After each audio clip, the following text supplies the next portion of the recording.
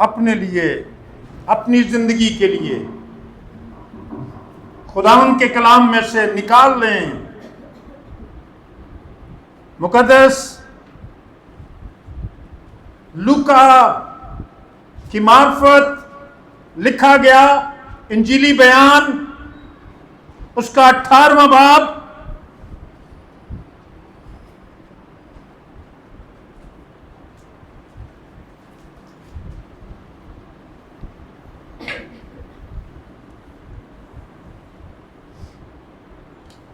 और उसकी 18वीं आयत से हम शुरू करेंगे। खुदावंद के कलाम को पढ़ेंगे हम। खुदा के कलाम में इस तरह लिखा है, गौर कीजिए और अपने सुनने वाले कान खोल लीजिए, क्योंकि खुदा अपने लोगों से मुखातिब है और वो इसलिए कलाम करता है कि आप सुने, आप बरकत पाएं, आप जिंदगी पाएं और आप अबदी, हकीकी और रूहानी बातों से वाकिफ हो जाएं। खुदावंद के कलाम में से मुकद्दस लूका की इंजील 18वां बाब और उसकी 18वीं आयत से खुदावंद के कलाम में लिखा है, फिर किसी सरदार ने उससे ये सवाल किया, आए उस्ताद, मैं क्या करूं ताकि हमेशा की जिंदगी का वारिस बनूं? यीशु ने उससे कहा, तू मुझे क्यों नेक कहता है? कोई नेक नहीं मगर एक, यानी खुदा।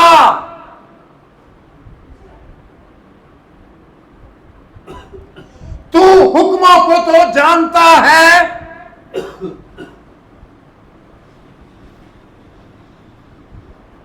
तू हुक्मों को तो जानता है, जिना ना कर, खून ना कर, चोरी ना कर, झूठी गवाही ना दे, अपने बाप की और मां की इज्जत कर।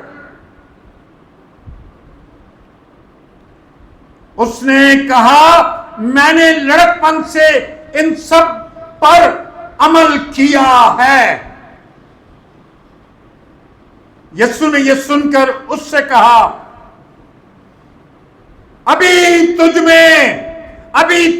तुझ में एक बात की कमी है, अभी तक तुझ में एक बात की कमी है। अपना सब कुछ बेचकर गरीबों को बांट दे,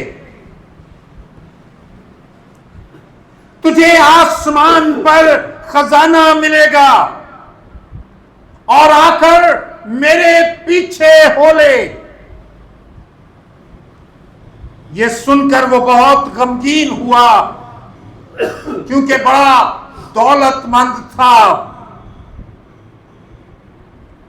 यीशु ने उसको देखकर कहा कि दौलतमंदों का खुदा की बादशाही में दाखिल होना कैसा मुश्किल है, क्योंकि ऊंट का सुई के नाके में से निकल जाना इससे आसान है कि दौलतमंद खुदा की बादशाही में दाखिल हो।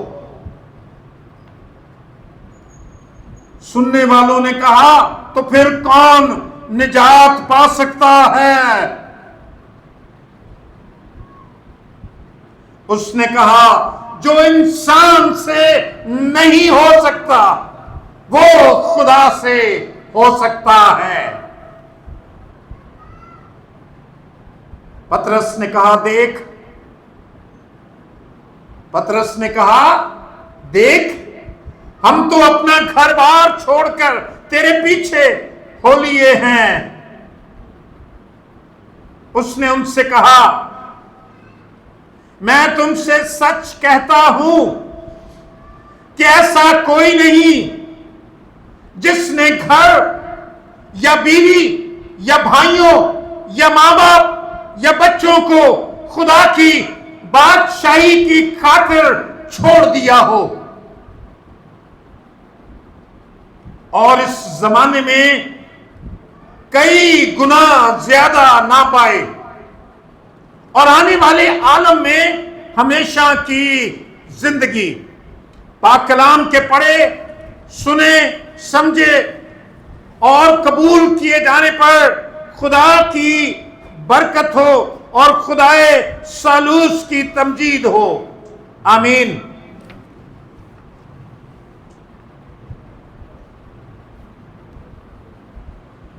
मैं इन दिनों में आपको तमसीलों के हवाले से बयान कर रहा हूं।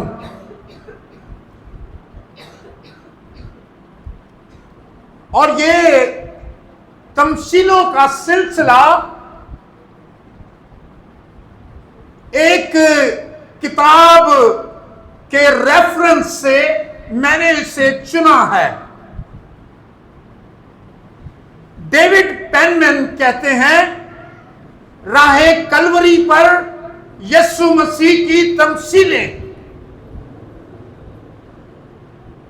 कलवरी पर जाते हुए, कलवरी पर दुख सहने के लिए जाते हुए यीशु मसीह की वो बातें जो उसने तमसीलों के साथ बयान की हैं,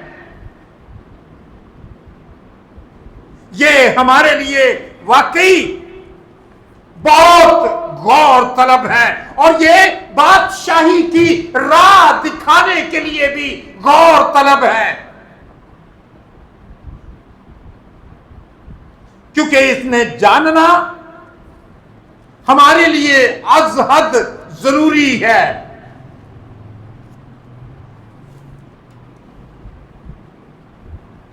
ये तमसील एक अमीर आदमी के बारे में बयान करती है, एक दौलतमंद आदमी के बारे में, और उसे सरदार भी कहा गया है। और कलाम में लिखा है, किसी सरदार ने उससे ये सवाल पूछा,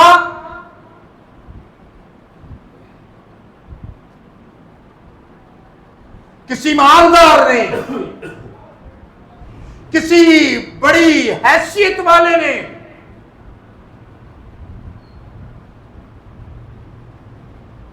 किसी वेल्दी शख्स ने मसीह खुदावंद से सवाल पूछा। क्या सवाल था?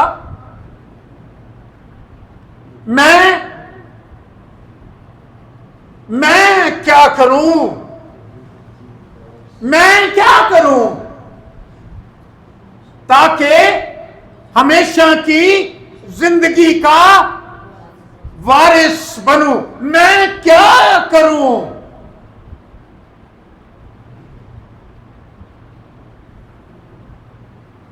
मैं इस सवाल को इस तरह से लेता हूं, ये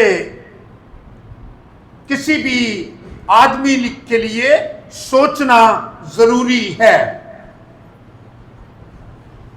और अगर कोई शख्स अपनी निजात के बारे में नहीं सोचता, फिक्रमंद नहीं होता, और वो सब कुछ जो उसे अबदी जिंदगी में दाखिल करने का जरिया और वसीला बने उसके बारे में नहीं जानता, तो यकीनन वो दुनिया का बदबख्त इंसान हो सकता है।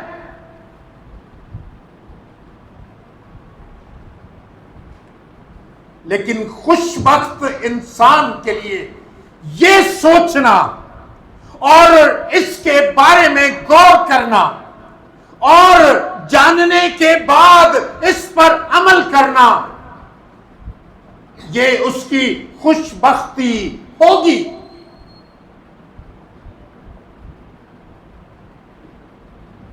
और पौलुस एक जगह कहता है कि रास्तबाजी का गम जो है,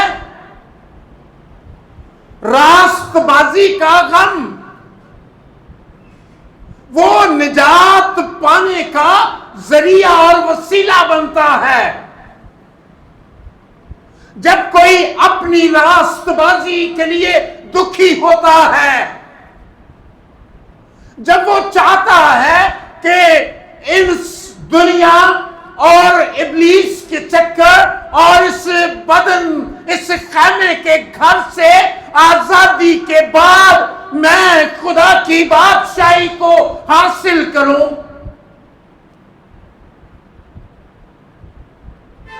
और वो कोशिश करता है, नमाजें कायम करता है, रोजे रखता है, कई तरीके इस्तेमाल करता है, लेकिन इत्मीनान नहीं मिलता।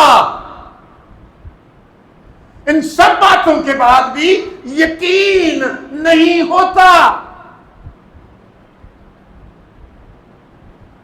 आज भी दुनिया के बेशतर वो लोग जो अपने आप को मसीह कहते हैं, अगर उनसे सवाल किया जाए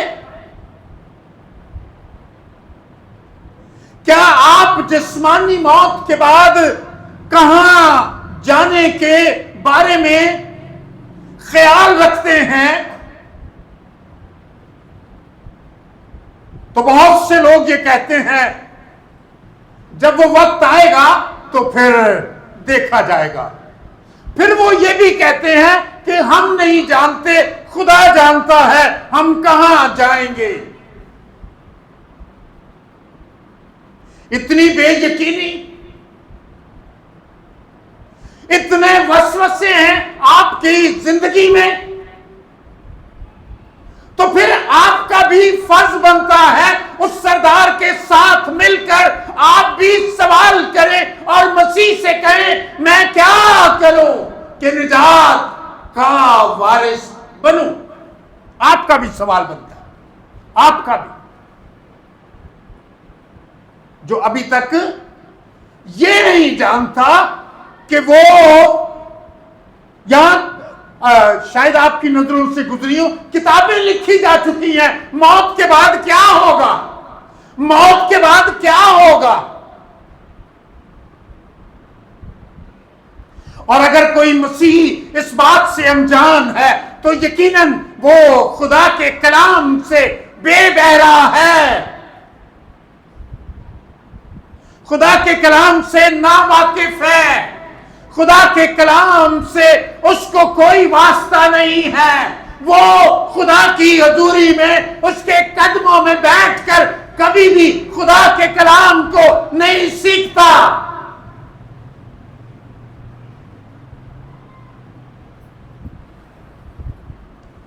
अगर आप नहीं जानते तो आपको खुदा की हजूरी में आ जाना चाहिए, खुदावंद के कदमों में आ जाना चाहिए, क्योंकि यीशु मसीह ने ही कहा है,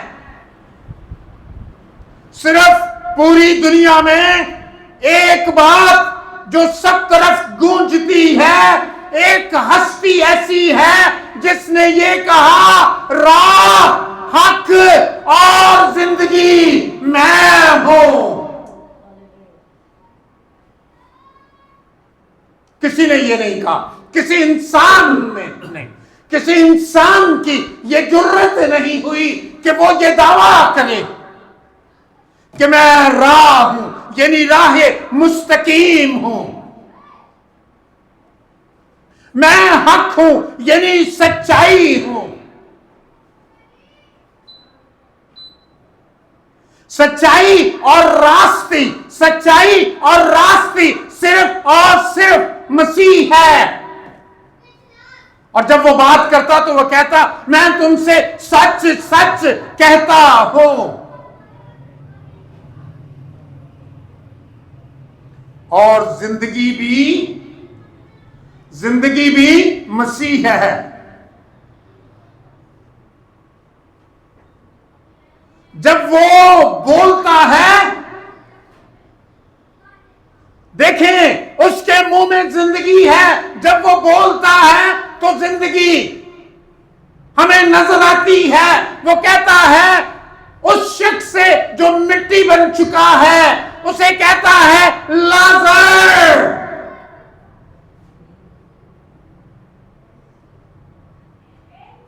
लाजर बाहर निकल आ।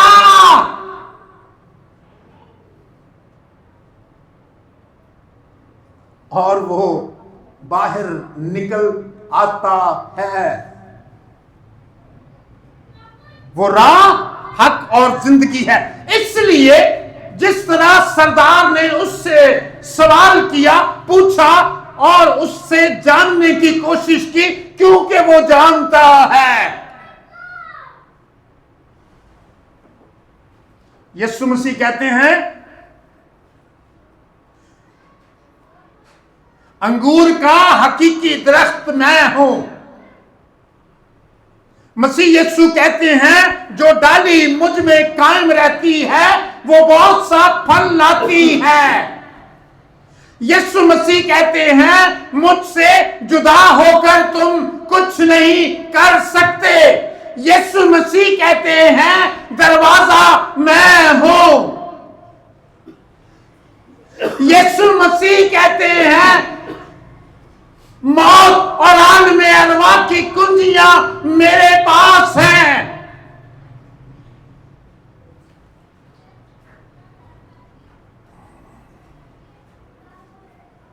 अगर आप मेरे पास सवाल लेकर आए तो मेरे पास से सवाल का कोई जवाब नहीं है।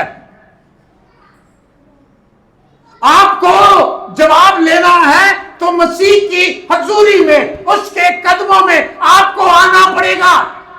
आइए फिर खुदा के कलाम में देखते हैं यीशु मसीह क्या कहते हैं।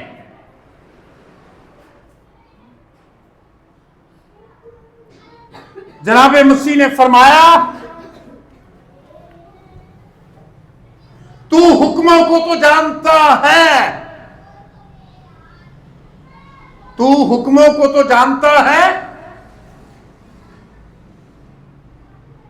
और फिर उन अहकामात को बयान किया, उसकी तरतीब भी सीधी की।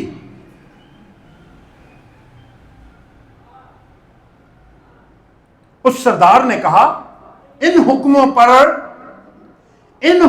पर तो मैं क्या करता रहा हूं, लड़कपन से ही। जब मैं लड़का ही था तो उसी वक्त मैं इन हुक्मों का रट्टा लगाता था। इसका मतलब यह है ना। आपने भी देखा ना रट्टे लगाते हुए लोगों को। कौन कौन सा रट्टा लगाते हैं? वो मानी नहीं जानते, रट्टा लगाया होता है खुदावंद मेरा चौपान है, मुझे कमी ना होगी। वो मुझे हरी हरी चरागाहों में बिठाता है, वो मुझे रात के चश्मों के पास ले जाता है, वो मेरी जान को बहाल करता है।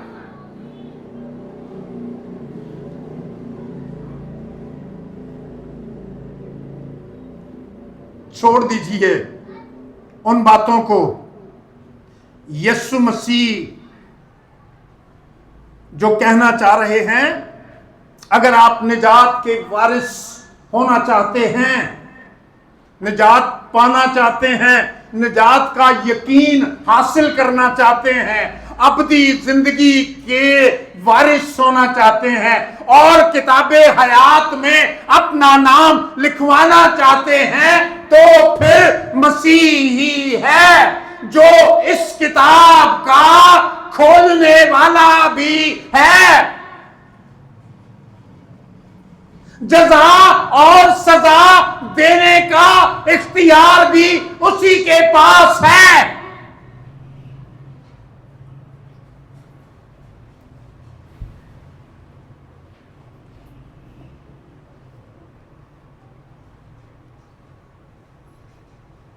सरदार ने कहा मैं लड़कपन से इस पर अमल करता रहा हूं लड़कपन से। यस, जब मैं लड़का था मैं रट्टे लगाता रहा हूं। यीशु ने यह सुनकर उससे कहा, अभी तक तुझ में एक बात की कमी है। अभी तक जरा गौर कीजिए, ये अल्फाज कहीं मेरे लिए तो नहीं। देखिए, जरा अपने आप को देखिए।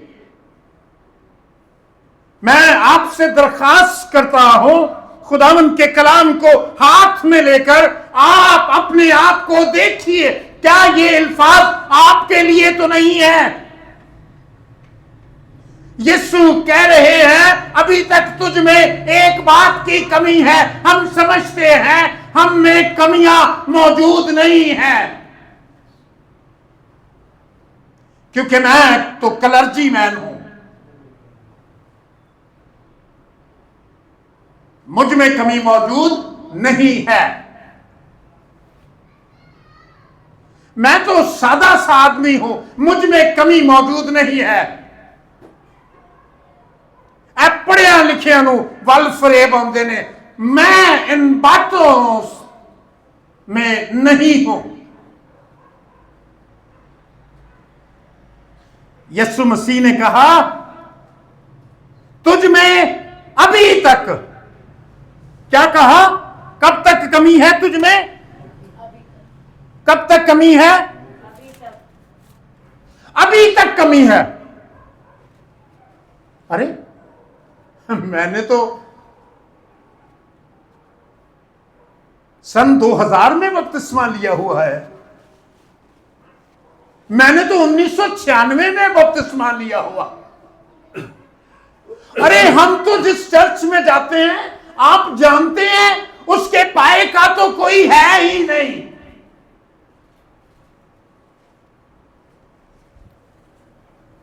उसकी खूबियां गिनवाओ मैं उस चर्च की।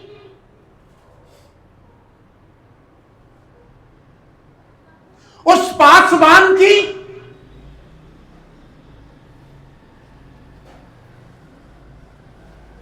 अरे हमने तो कभी नागा किया ही नहीं।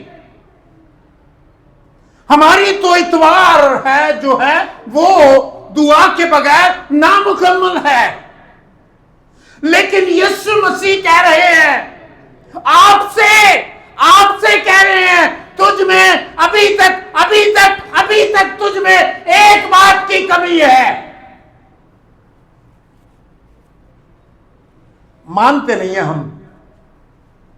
वो कहता है तुझ में कमी है, हम कहते हैं नहीं।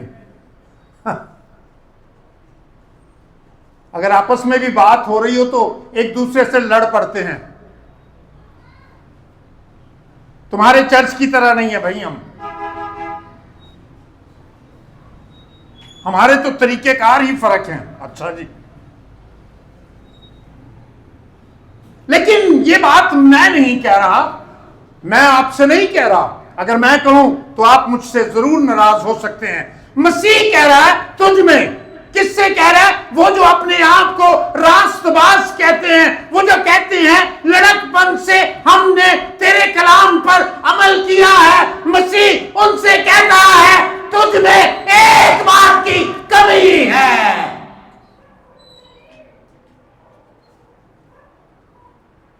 समझ नहीं आ रही?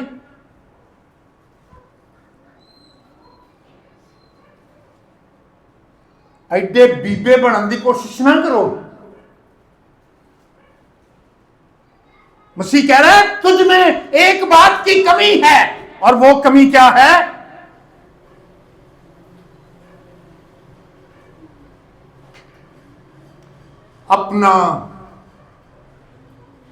अपना यस, जो मेरा है ना? कौन कौन सी चीज मेरी है ना? कौन कौन सी चीज मेरी है? मेरी इज्जत, मेरी दौलत, मेरा घर, मेरा कारोबार,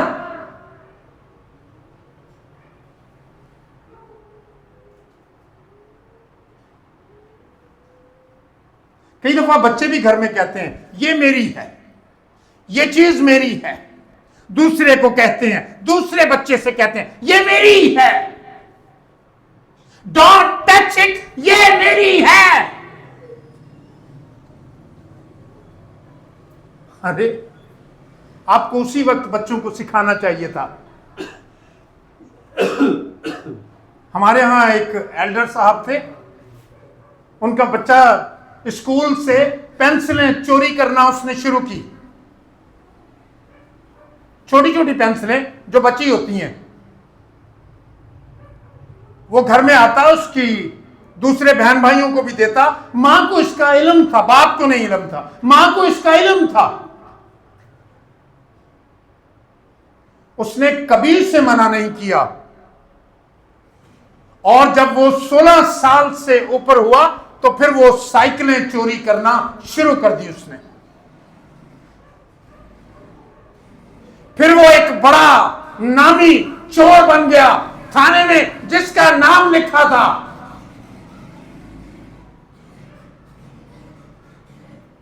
जब शुरू हुआ, जब लड़कपन था, उस वक्त तुमने उसे मना क्यों ना किया? तुमने क्यों शाबाश दी? अच्छा, वो उधर क्या पेश करते हैं जी, उसने मेरी पेंसिल चुराई थी, मैंने भी उसकी पेंसिल चुरा ली। यानी वो ये बता रहा है वो भी चोर था और मैं भी चोर हूं। अक्सर मसीह इसी बात पर लड़ते हैं। उसको देखें जी, ए बड़ा गिरजे जांदा जे, ये माफ नहीं करता, या ये भी एल्डर है, ये माफ नहीं करता, या ये भी क्रिश्चियन है, ये माफ नहीं करता। अरे ये सारा हाथ, ये सारी उंगलियां तू अपनी तरफ क्यों नहीं करता? तू क्यों नहीं कहता मैं भी मसीही हूं? लेकिन ये कहने के बाद तुझे पता है क्या कहना होगा? क्योंकि यीशु ने कहा कोई तेरे एक गाल पर तमाचा मारे तो दूसरा उसकी तरफ फेर दे। इसलिए तूने कभी नहीं कहा मैं भी मसीही हूं। उते चाचा लगता है, उते ताया लगता है, उते मामू लगता है, क्या उसको ख्याल नहीं करना चाहिए? ये नहीं कहते मैं भी कुछ लगता हूं, मुझे ख्याल करना चाहिए।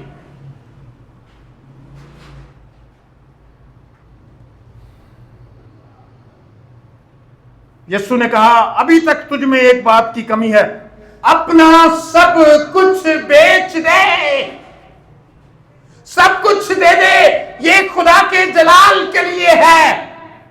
अब समझे आप बात? किस लिए दे दे?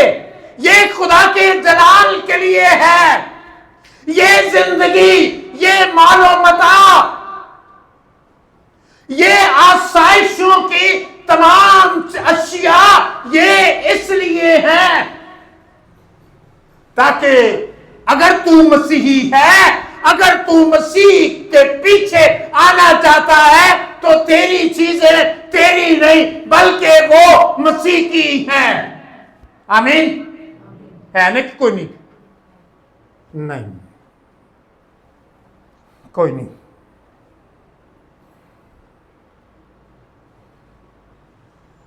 एक आदमी ने कहा पादरी साहब मैं बपतिस्मा लेना है। पादरी साहब ने कहा बिल्कुल तैयार होंगे ने पादरी अगे पता जे ना, वो तैयार होंगे ने बपतिस्मे देने लिए। तुसी इशारा ही दवो, नाम ही आखो, इशारा दवो तां ही असीं तैयार हां तुहानूं बपतिस्मा देने लिए। उसने भी, उन्हें भी आंड गुआंड अगों पिछों यारां दोस्तां को सुन के उन्हें क्या मैं भी बपतिस्मा लेना है। जब बपतिस्मा देने के लिए उसे गए, जब वो समुद्र में जा रहा था पादरी साहब उसका हाथ पकड़े हुए थे। जब वो थोड़ा सा और आगे गए और पानी घुटनों से ऊपर हुआ तो आदमी को याद आया, अरे मेरी तो जेब में बटुआ भी है। उसने बेगम को आवाज दी, बेगम ये बटुआ पकड़ ले, मैं बपतिस्मा लेने लगा हूं। पादरी साहब ने कहा, बपतिस्मा बटुए समेत लेना पड़ेगा। अरे तू बगैर बटुए के बपतिस्मा ले रहा है, इसलिए कभी भी तेरा माल मसीह का माल नहीं हुआ।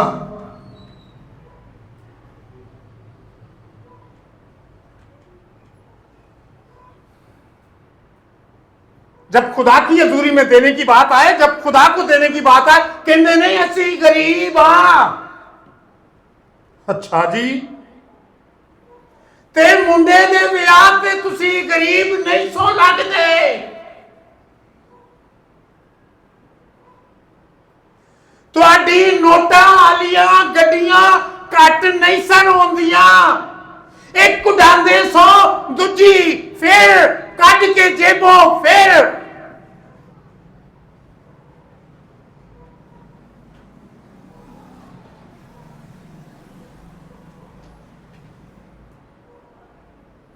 हम क्या करें? क्या इन बातों का कुछ हकीकत से ताल्लुक है जो मैं बयान कर रहा हूं, या यूं ही है? क्या ये सच है या नहीं? आप तो बिल्कुल करीब हैं, आपके तो इशारे मुझे समझ आ जाएंगे। क्या मैं दुरुस्त कह रहा हूं? ये जो जमात है, क्या मैं जो कह रहा हूं ये ठीक है? मेरी चीज मेरी है। हम कहते हैं मेरी चीज मेरी है और खुदावन तेरी चीज भी मेरी है। जबकि खुदा क्या चाहता है? तू अपने सारे दिल, अपनी सारी जान, अपने सारे माल से खुदावंद अपने खुदा की इबादत कर।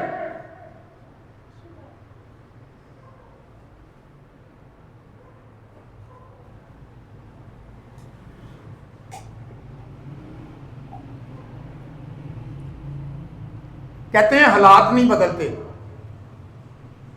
नहीं ना बदलते, कोई नहीं बदलने। भाई जितना बीज आप डालेंगे जमीन में उतना ही फल निकलेगा ना। जब आप हदिया देने में चुवानियां इस्तेमाल करते हैं, आज के जमाने में भी सबसे छोटा पैसा आप हदिये के लिए इस्तेमाल करते हैं, यानी बीज बोते हैं, तो आप छोटा ही फल हासिल करेंगे। यह खुदा के कलाम की बात है। मुझे देने की कोशिश ना करना कभी भी। मुझे आपके रुपए की जरूरत बिल्कुल नहीं है, बिल्कुल। मैं इसको काटा लगाता हूं। अगर आपको बरकत की जरूरत है, अगर आपको ब्लेसिंग की जरूरत है, तो फिर मसीह की बात सुनो। वो कहता है अपना माल गरीबों को दे दे और मेरे पीछे हो ले, तो वो आसमान पर तेरे लिए खजाना है आपके लिए है खजाना।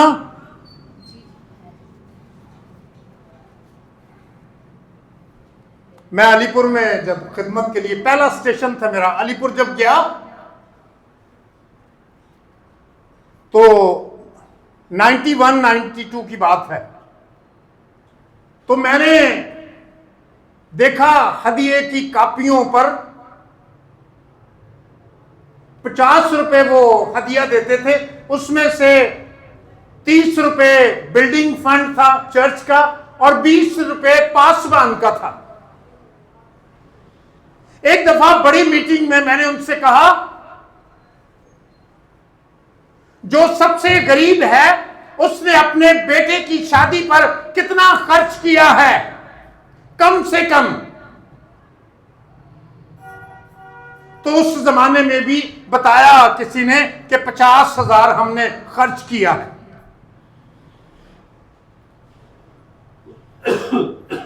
तो मैंने कहा खुदा की हजूरी में आपने कभी इतना दिया है?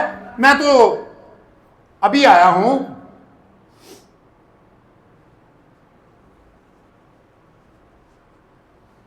अरे इतने खानदान हैं, इतने खानदान हैं और चर्च के खजाने में ना होने के बराबर रुपया मौजूद है।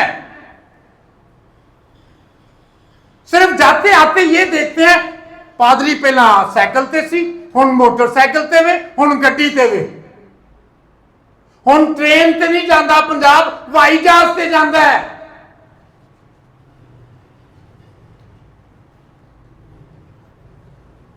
तो भाई पहले आप ये बताएं आपने हिस्सा कितना डाला है?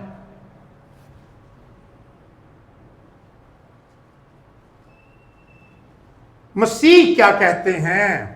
बरकत तो उसने देनी है, बरकत देने वाला मसीह है, ब्लेस करने वाला आपको वो है। तो उसकी बात सुन लें। यीशु मसीह ने कहा जो कुछ अपना सब कुछ बेचकर गरीबों को बांट दे तुझे आसमान पर खजाना मिलेगा, और आकर और आकर और आकर और आकर इंज लगता ना मेरी कैसेट अड़ गई है, अड़ गई है वाकई।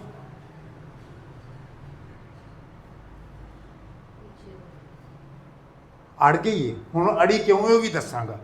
फिर पढ़ते हैं, अपना सब कुछ बेचकर गरीबों को बांट दे तुझे आसमान पर खजाना मिलेगा, और आकर और आकर और आकर मेरे पीछे हो ले। फिर कैसे डांट गई है ना, क्योंकि वो बहुत मुश्किल बात है। मेरे पीछे हो ले आंदे ने, लो फिर असि सारे पादरी बन जाइए। जे कोई बच्चा बच्ची भैन घरों कोई गिरजे जाए तो ਉਹਦੇ मगर पै जाते ने, ऐ बड़ा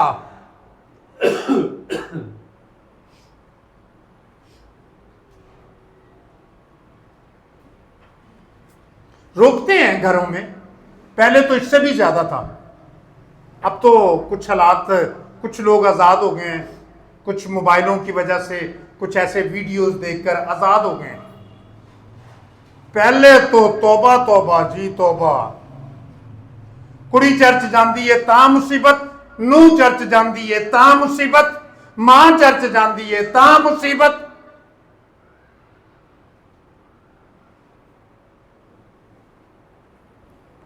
आकर मेरे पीछे हो ले, ओ तू ते चर्चे की मंजी डाल है ना। ऐसी भी बातें होती हैं। मुझे याद है मेरी एक कजन है, तो उसकी शादी अभी नहीं हुई थी, तो रिश्ता ढूंढने था।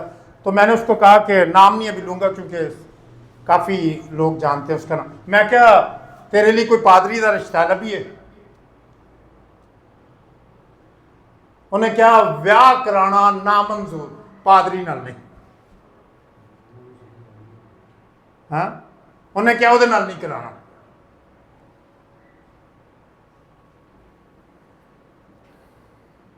यीशु मसीह कहते हैं आकर मेरे पीछे हो ले।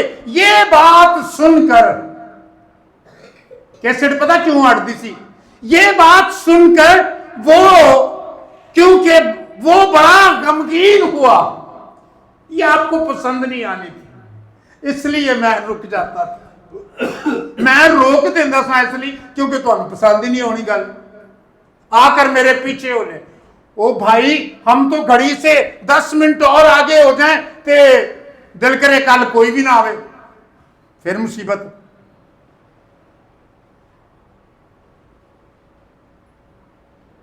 आपस में गप्पा मारते हैं चाहे जिन्नी मर्जी देर ला देन, जे कलाम सुनांदे देर हो जाए तो कहते ने असा रोटी नहीं सी बनानी। दिल च ते इदू भी सख्त लफ्ज इस्तेमाल करते होंगे, लेकिन मुंह तो इन्ने कुत्ते मैं जरूर सुने नहीं। यीशु मसीह ने कहा, अच्छा, वो ये सुनकर वो बहुत गमगीन हुआ क्योंकि बड़ा दौलतमंद था। यीशु ने उससे कहा, देखकर कहा कि दौलतमंद का, अब सुन ले आखिरी बातें हैं बस खत्म, दौलतमंद का खुदा की बादशाही में दाखिल होना कैसा कैसा मुश्किल है। कैसा मुश्किल है, अब बताने लगे हैं। दौलतमंद का खुदा की बादशाही में कैसा मुश्किल है, अब बताने लगे हैं। बताने क्या लगे हैं, क्योंकि ऊंट का सुई के नाके में से, हाँ, क्योंकि ऊंट का, इधर देखें छोड़े, क्योंकि ऊंट का सुई के नाके में से गुजर जाना आसान है। गौर तो किया करें, किसी दिन लेटिया होया बच्चे सौ सू जान, मोबाइल छड़ दिया जे, जरा गौर करे जे यीशु मसीह ने की किया है, की किया है। वो कह रहे हैं ऊंट का सुई के नाके में से गुजर जाना आसान है। आसान है, बताएं, आसान है, बताएं, आसान है? सारे बताओ ना भाई। सुई वेखिए, सारे ने वेखिए, ऊंट वेख्या, सारे ने वेख्या, क्या ऊंट सुई के नाके में से गुजर सकता है? जोर से बताएं। तो यीशु मसीह के सामने कहना नहीं, सानू समझ नहीं सी आई ये जो कुछ समझा रहे सन, तो सानू कि नहीं पता चलता, असी तां कि अपना माल नहीं छड़िया, असी ते सराहने थले रख के सौने आ, असी ते रोज गिनने आ। यीशु ने कहा ऊंट का सुई के नाके में से निकल जाना आसान है,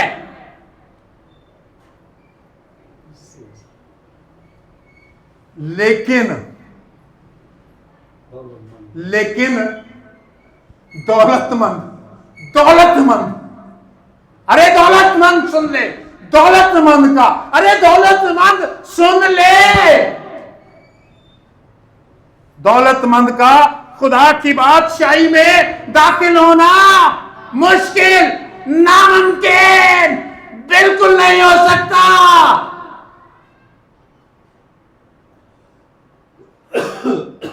है कौन दौलतमंद?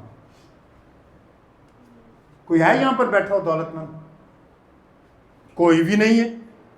पादरी साहब जोर लाई होंगे इतने तो दौलतमंद ही कोई नहीं है ना। हर वो शख्स दौलतमंद है जो किसी भी चीज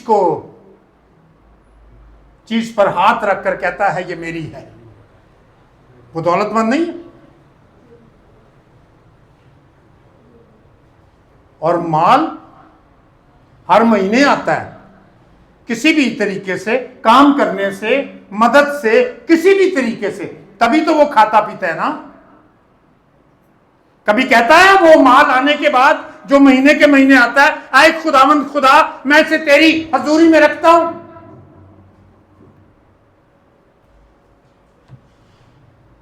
इसे ब्लेस कर, इसे बरकत दे, इसे अपनी मर्जी से इस्तेमाल कर। बंदे ने कहना राम ना बह, इंज दी दुआवां ना मंगया कर, महीना पूरा लाना तां आंदे ने पैसे। आए दुआ करें और अपने आप को भी और अपने माल को भी खुदा की हजूरी में रख दे, वो इस्तेमाल करेगा, उसे इस्तेमाल करने के लिए दे। अपना आप, अपना माल, अपनी जान, अपना जोर, अपनी ताकत, अपनी अकल, अपनी महारत, अपना स्किल खुदा को दे दे, वो इस्तेमाल करेगा और तुझे बरकत मिलेगी। हालेलुया। आए हम दुआ करें।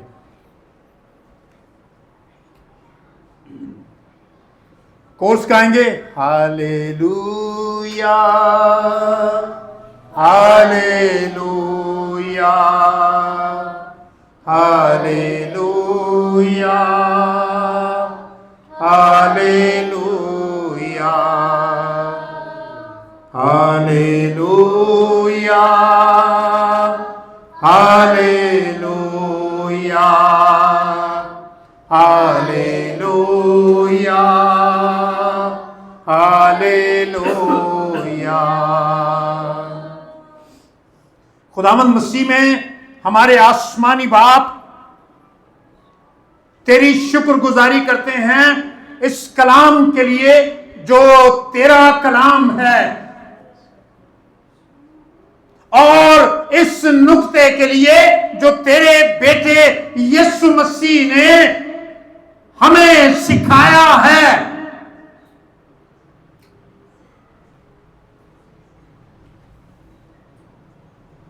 हम अपने आप को तेरे सुपुर्द करते हैं। हम में से हर एक को बरकत दे, हम में से हर एक को ब्लेस कर, अपने नाम के लिए, अपने जलाल के लिए, अपनी बुजुर्गी के लिए, अपनी गवाही के लिए।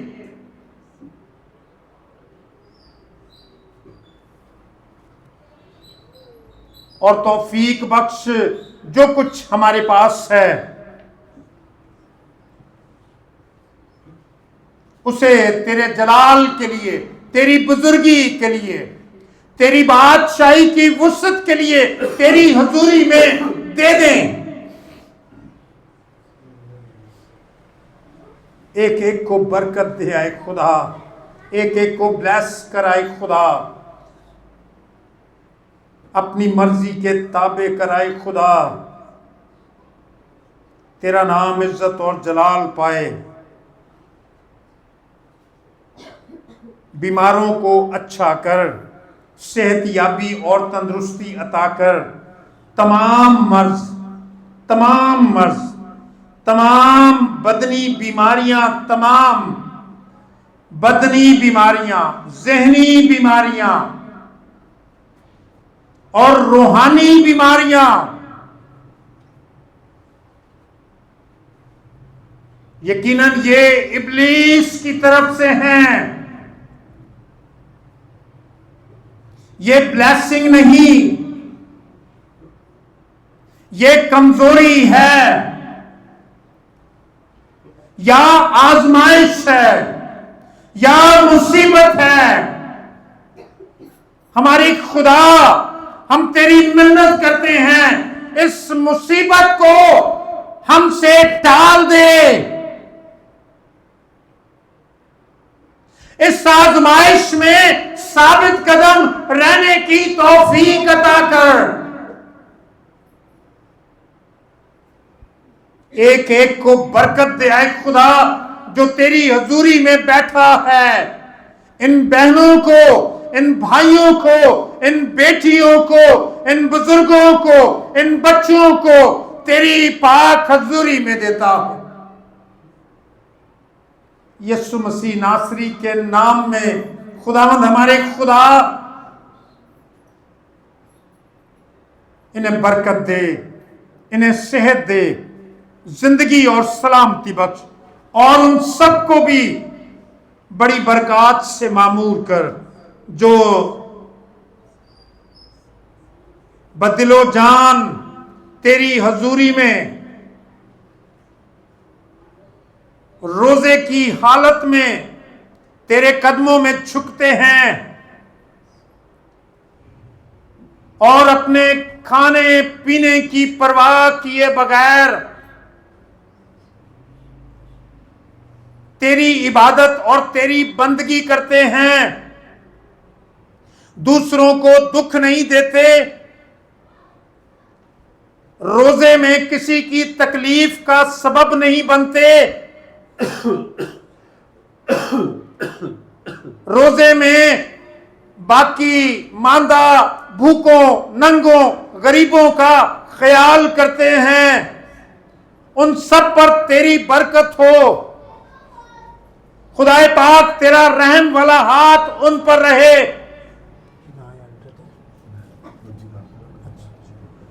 आए पाक और जलाली खुदा, अपनी पाक हजूरी में उन्हें आगे बढ़ने का फजल अता कर, अपने नाम को इज्जत और जलाल दे, अपनी पाक मर्जी के ताबे कर, हमें अपनी बरकतों से रुखसत फरमा, हमारी दुआएं इल्तिजाएं सुन। ऐ पाक और अबदी खुदा, तेरे कलाम के वसीले से हम में से हर एक बरकत पाए। तेरे बेटे हमारे खुदावंद यस्सु के नाम से मांगते हैं, आमीन। हम खुदावंद की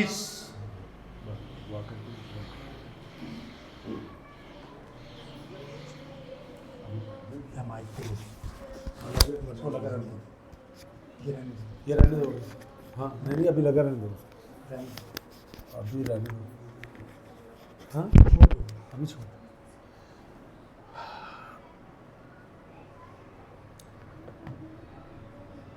एक ऐलान निहायत अफसोस के साथ, यकीनन हम इस दुनिया में परदेसी और मुसाफिर हैं। खुदा उनके कलाम के मुताबिक आज का दिन यकीनन ईमानदारों के लिए और हम सब के लिए बाबरकत रहा, लेकिन आज ही के दिन एक अफसोसनाक खबर भी जो है वो आज सुबह जब हमें मिली,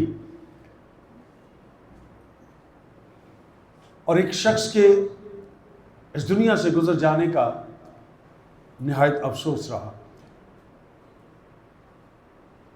जब कोई पासबान, जब कोई खिदमत गुजार, जब कोई खुदा का मंसूब इस दुनिया से जाता है तो सिर्फ एक शख्स नहीं जाता, बल्कि उसकी वो तमाम खिदमत जो उसने इस दुनिया में रहकर की होती है, यकीनन उसका फल इस दुनिया में रहता है। और बहुत से लोग जो उसके साथ मुंसलिक होते हैं, यकीनन वो दुख और गम का शिकार होते हैं। लेकिन खुदा का कलाम जो है वो जो रह जाते हैं उन्हें तसल्ली और तशफ़ी देता है। मेरे बहुत अच्छे दोस्त, बहुत अच्छा वक्त उनके साथ मेरा गुजरा, और कराची में उनका 2 दफ़ा यहाँ आना हुआ, और पिछले 2, 2.5, 3 साल से मेरा उनके साथ ताल्लुक़ जो था वो रहा। एक ऐसी हस्ती जिसका मसीहों पर मैं समझता हूँ कि बहुत बड़ा एहसान रहा, और बहुत से शायद लोग उन्हें जानते भी होंगे। खुदा के खादम जनाब मोहतरम पादरी डॉक्टर के.एल. नासर साहब, उनके पोते कामल नासर साहब आज इस दुनिया से रुखसत हुए और अपना ज़मीनी सफ़र मुकम्मल करके वो इस जहाँ से कूच कर गए। और ये खबर बड़े इंतहाई रंज और गम के साथ ये इत्तला दी जाती है। उनका ताल्लुक़, वो एडमिनिस्ट्रेटर थे फेथ थोलॉजिकल सेमिनरी गुजरांवाला के। गुज़िश्ता 2 सालों में वो 2 दफ़ा यहाँ आए और मैंने दोनों दफ़ा उनके साथ प्रोग्राम को किया। वो चाहते थे कि मैं उनके साथ खिदमत करूं, उनकी मिनिस्ट्री में उनके साथ रहूं, लेकिन हमारे प्रोग्राम कुछ और होते हैं, लेकिन खुदा के मंसूबे, खुदा के प्लान कुछ और होते हैं। मैं खुदा के खादम से दरख्वास्त करूंगा कि वो गमज़दा ख़ानदान के लिए, उनकी पूरी मिनिस्ट्री के लिए, उन तमाम खादमिन के लिए जिनके साथ वो मिलकर अंजील की बिशारत के लिए काम कर रहे थे। यकीनन इस वक्त गुजरांवाला में जो लोग उनके साथ थे, जो उन्हें जानते हैं या नहीं, जो उनके साथ मिलकर काम कर रहे थे, पंच साहब भी उन्हें अच्छे तरीके से जानते हैं। मैं चाहूँगा कि हम सब मिलकर गमज़दा ख़ानदान के लिए दुआ करें ताकि खुदावंद अपने गमज़दा ख़ानदान को तसल्ली और तशफ़ी अता करे। और उसके बाद हम दुआए रुबानी और कलमात बरक़ात से रुखसत होंगे।